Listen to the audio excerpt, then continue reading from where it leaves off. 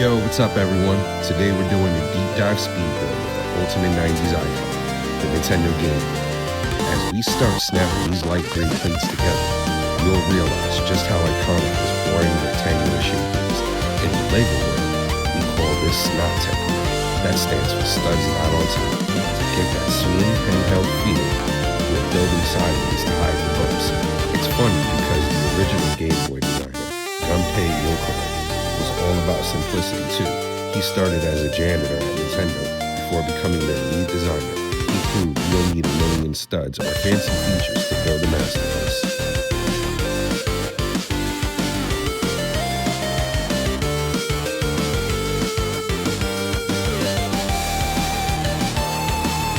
See those internal supports? That's the chassis of our block. The real Game Boy was basically the Nokia 3310 of consoles. It was famously bomb-proof. There's actually a unit in the Nintendo New York store that survived the Barracks bombing of the Cold War. The plastic is melted and warped. It still runs Tetris to this day. LEGO collectors appreciate that kind of durability. Did you know the tolerances for LEGO bricks are so tight that only 18 out of every million pieces fail to meet the standard? That's why these bricks click together so perfectly. Both Nintendo and LEGO mastered the art of making something that feels like it'll last forever.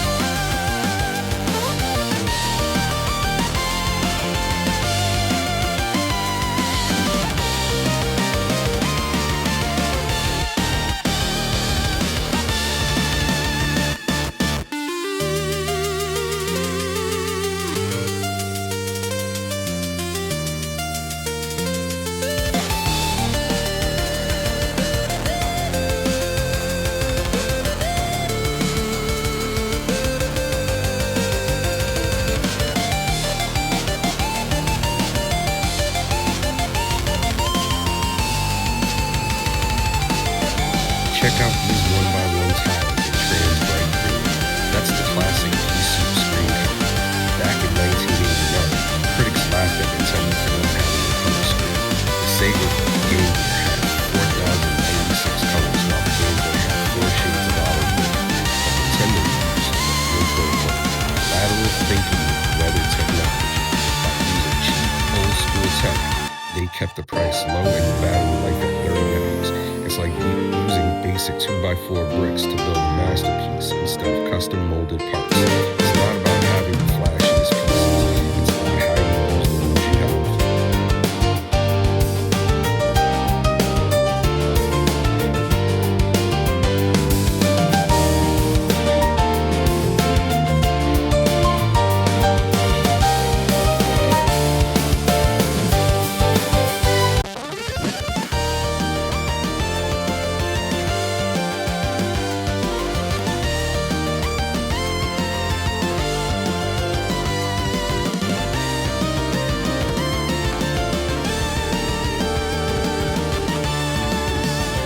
Time to build the cartridge. You can't have a Game Boy without Tetris.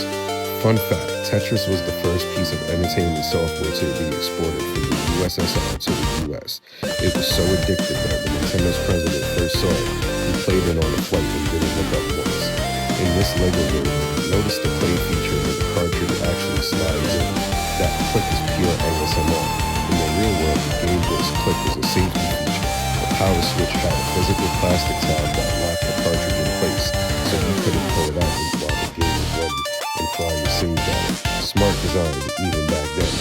Unfortunately, LEGO didn't use Tetris as the first game. It was Super Mario Land and Zelda.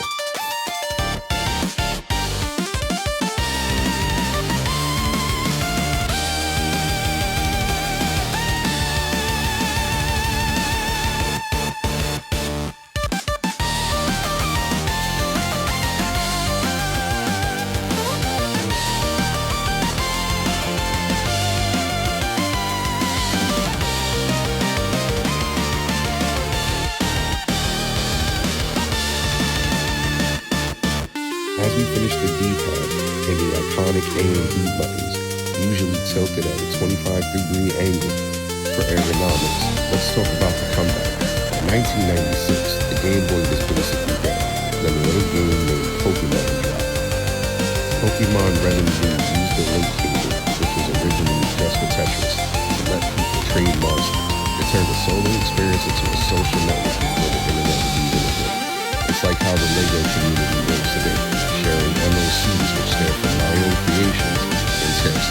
One great idea can take old hardware and make it the hottest thing on the planet.